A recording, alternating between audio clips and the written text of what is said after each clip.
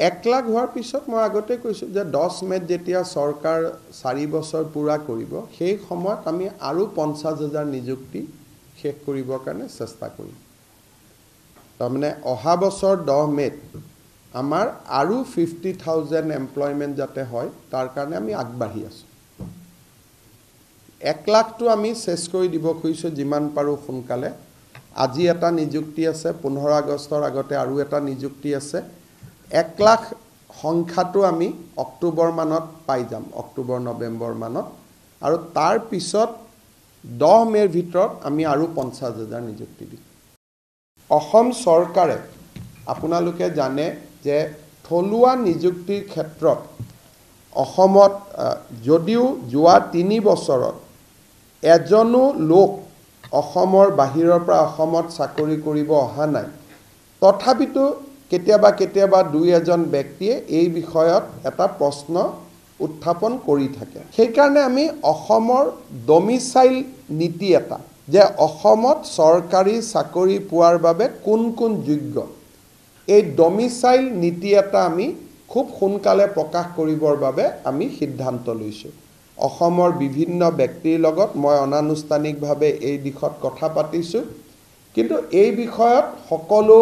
বাক বিতণ্ডা ওৰ পেলাবৰ কাৰণে প্ৰথমতে তৃতীয় আৰু চতুৰ্থ বৰ্গৰ কাৰণে পিছত আমি তাক আগবঢ়াই লৈ গৈ থাকিম এটা ডমিসাইল নীতি এটা আমি প্ৰস্তুত কৰিম আৰু এই মাহৰ ভিতৰতে আমি এটা সিদ্ধান্ত লবৰ কাৰণে আগবাঢ়ি গৈ আছো যাতে আমি ডমিসাইল নীতি এটা অসমৰ কাৰণে আমি প্ৰকাশ কৰিব পাৰো অসমৰ শিক্ষকসকলৰ আমি এটা মিউচুৱেল ট্ৰান্সফাৰৰ ব্যৱস্থা আমি কৰিছিলো মই শিক্ষা মন্ত্ৰী হৈ থকা সময়ত আৰু তাৰ এই নীতিটোৰ ফলত বহুত শিক্ষক নিজৰ গৃহ জিলালৈকে উভতি আহিব পাৰিছিল আমি যোৱা বছৰৰ পৰা এই বছৰ আৰু চলি থাকিব প্ৰায় more than 40,000 grade 3 grade 4 কৰ্মচাৰীক আমি নিযুক্তি দিছো বিভিন্ন বিভাগত পুলিচ সকলো মিলি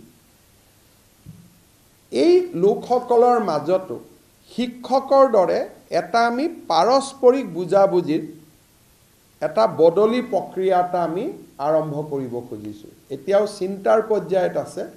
যে যদি কামৰূপৰ ল'ৰা এজন ডিব্ৰুগড়ত আছে আৰু ডিব্ৰুগড়ৰ ল'ৰা এজন কামৰূপত আছে দুইজনে নিজৰ ভিতৰতে ফৰ্ম এখনত সহি কৰি দিলে আমি তেওঁলোকৰ ট্ৰান্সফাৰ অৰ্ডাৰটো আমি উলিয়াই দিব পাৰিম ই অসমৰ বহুত চৰকাৰী কৰ্মচাৰীক সহায় কৰিব আৰু ই থাৰ্ড গ্ৰেড ফৰ্থ গ্ৰেডৰ ল'ৰা ছোৱালীসকলে ঘৰৰ বা এটলিষ্ট গৃহ জিলা নহলেও তেজপুৰৰ ল'ৰাজন বৰাক ভেলীৰ পৰিৱৰ্তে যদি দৰং বা বিশ্বনাথতো কাম কৰিব পাৰে বহুখিনি সুবিধা হ'ব সেই দিশতো আমি কিছু কাম আগবঢ়াই লৈ গৈছো শিক্ষকৰটো হৈ আছে হেতু আজি মই শিক্ষা মন্ত্ৰী থকাৰ প্ৰায় মই কৰি আছিলো এতিয়া বাকি বিভাগ বিলাগত আমি কৰো ইম্পৰ্টেন্ট হেতু যে আৰক্ষীটো কোনোবা এজন ল'ৰা সিলচৰ বেটেলিয়নত আছে এজন ল'ৰা গুৱাহাটীৰ বেটেলিয়নত আছে গুৱাহাটী ল'ৰাজনে যদি সিলচৰত যাব খোজে সিলচৰ ল'ৰাজন গুৱাহাটীত আহিব খোজে নিজৰ ভিতৰত মিউচুৱেল কৰি ফৰ্ম এখন এপ্লাই কৰি দিলে আমি হেতু কৰি দিব পাৰিম